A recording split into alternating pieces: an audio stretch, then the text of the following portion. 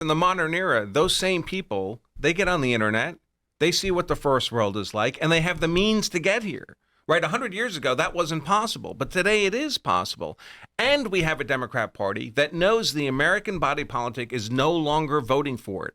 They need a new political constituency, and they look at Africa and they see tens of millions of people they can bring in to be that new constituency that's dependent upon Democrat largesse, and the Democrats stay in power. I mean, otherwise, they don't Minneapolis is survive. Africa. People also start engaging in other things too, and their bellies are full because their primary concern is no longer how do I survive until tomorrow. They engage in things like war and terrorism as well. So you know what? If you want to conquer a country, the best thing you can do is give them free stuff. Bombs.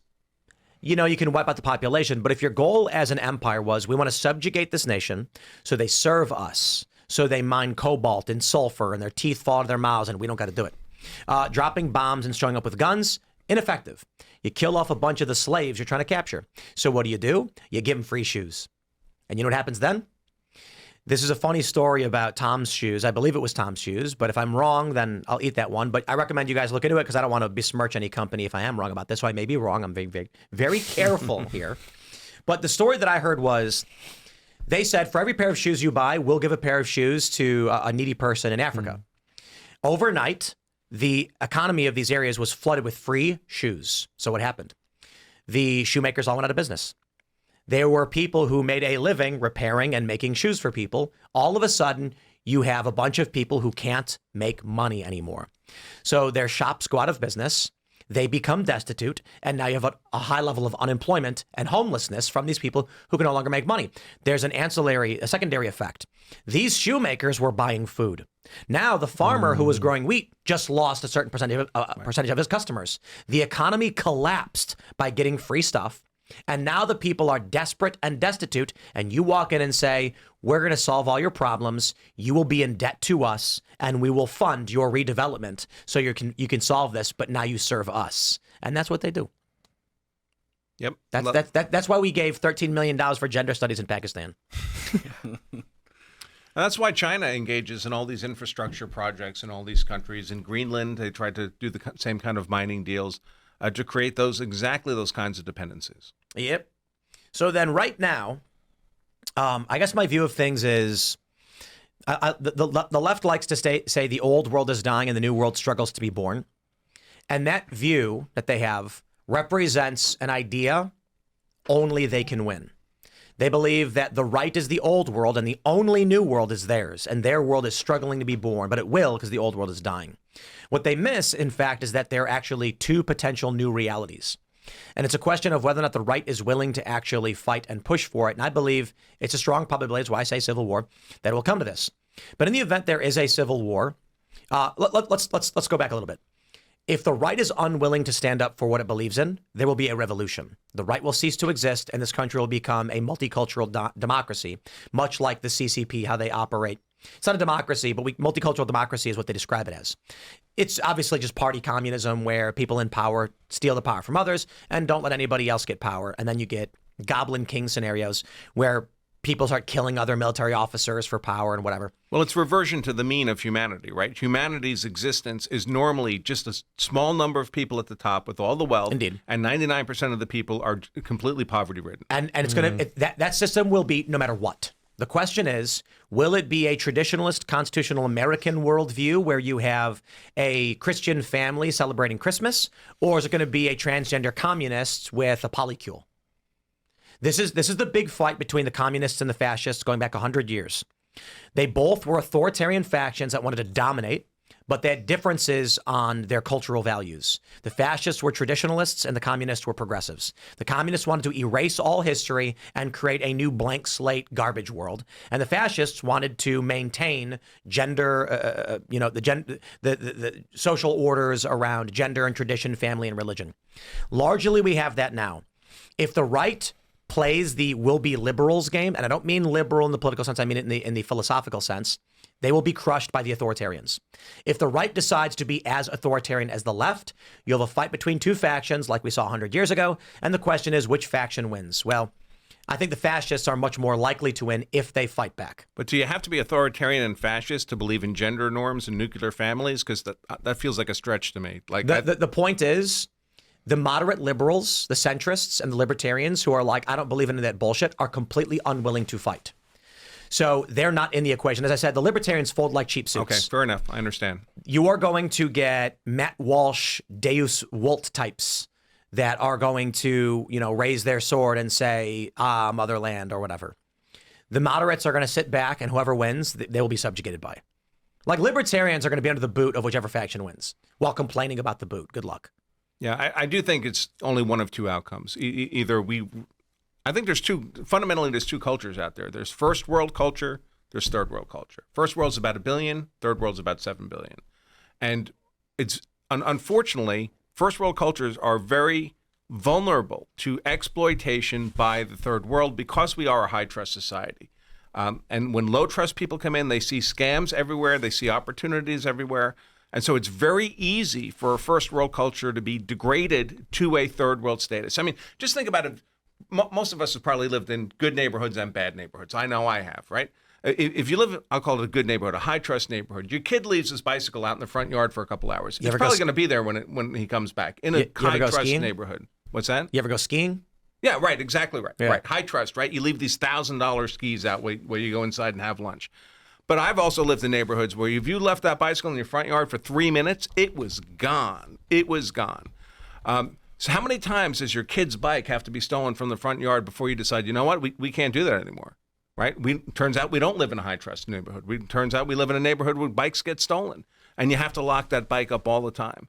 If you have 10% of the population that's low trust like that, every person in the population has to begin conducting themselves as a low trust person, or they just get exploited. That happens on the national scale, too. If you're a first world high trust nation and you bring in even 10% of the population that's low trust, they'll just rip you off all the time. And you all have to act as if everyone's trying to rip you off. There's a scenario that I like to ask people about. It's a thought experiment. And so I'll throw it at you, Mr. Self-Defense Man. Let's just say, hypothetically, you can come up with whatever backstory you want. You're thousands of miles from any civilization. You're in the woods. You have a small canteen full of water.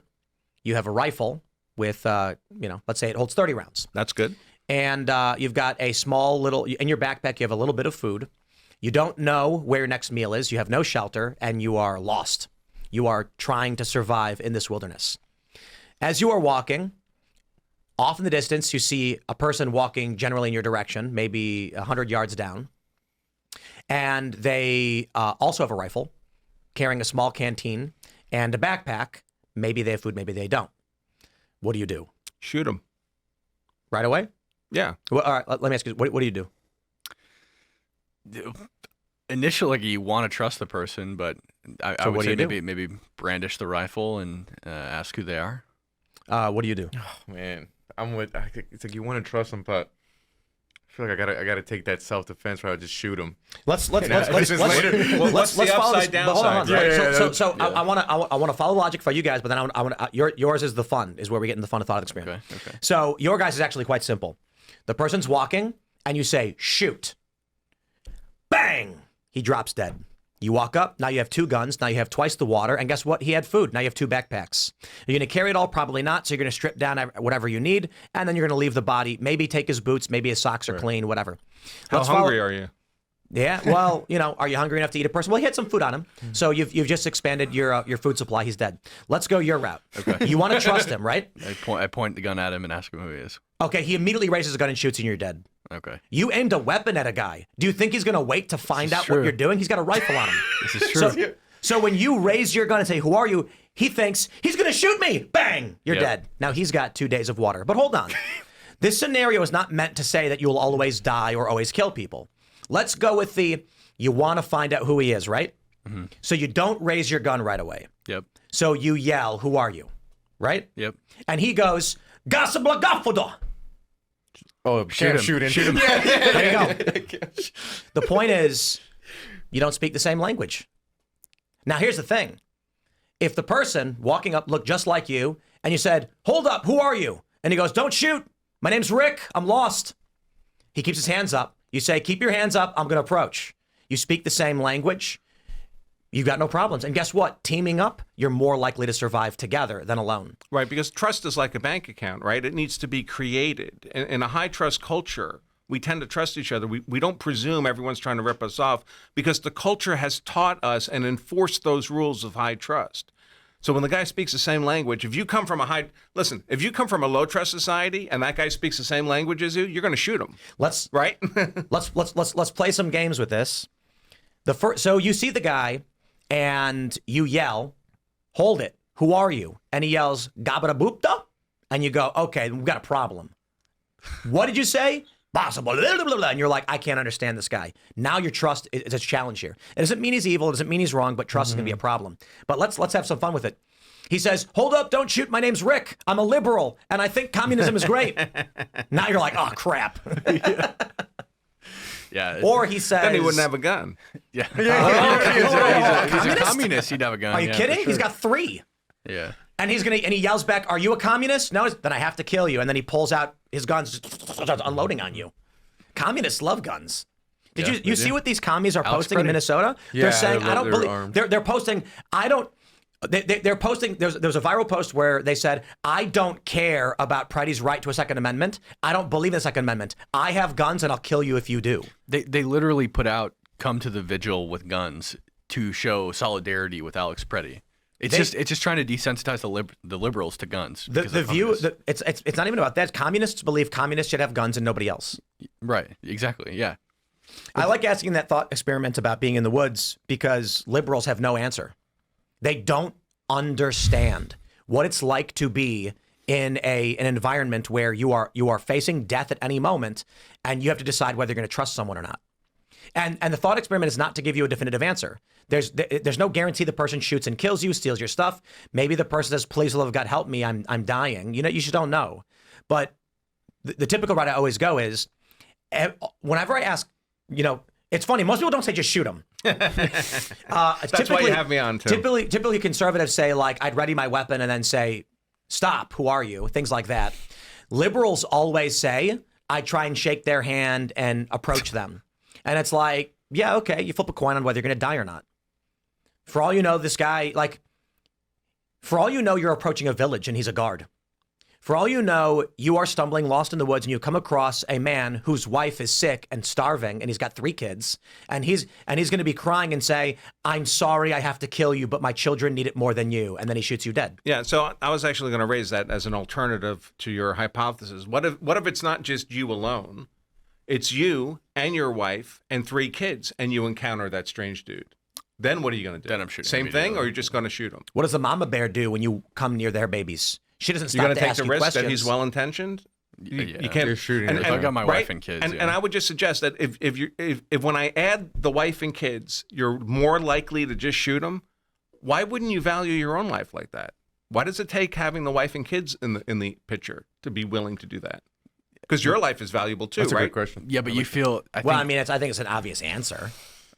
You value the lives of your family more than your own. So you're willing to take a risk for yourself, but not for your kids. Yes, but relative to that guy, I value my life more than him. Indeed, but my point is, if there is a small percentage chance that you can trust this guy and work together, your survival odds improve dramatically. Whereas with your family, you already have improved survival odds due to multiple people working together, and this guy presents nothing but risk. And with your family, there's more variables involved, which makes decision making harder because you're looking at this guy. He could shoot anyone behind you. You have to watch and protect them while you're trying to reason with this guy. The risk is much greater. Even if they're not present, they're back in the cave and you were out hunting. So you're alone when you encounter this guy. No, the point is simple. If how many kids do you got? 2? 4. 4 kids. Okay, great. So you've got someone who's working on collecting twigs for the fire, wood for the fire. One's going to find water. Your wife is gathering, whatever, foraging whatever she can, or maybe setting traps to get some small game. And you go out and see this guy, and you think, I don't need him. He's not going to help me survive. He presents nothing but risk. If you're by yourself, humans need people. Like the exponential gain on like the exponential increase in survivability with more people is it is patently obvious as common sense.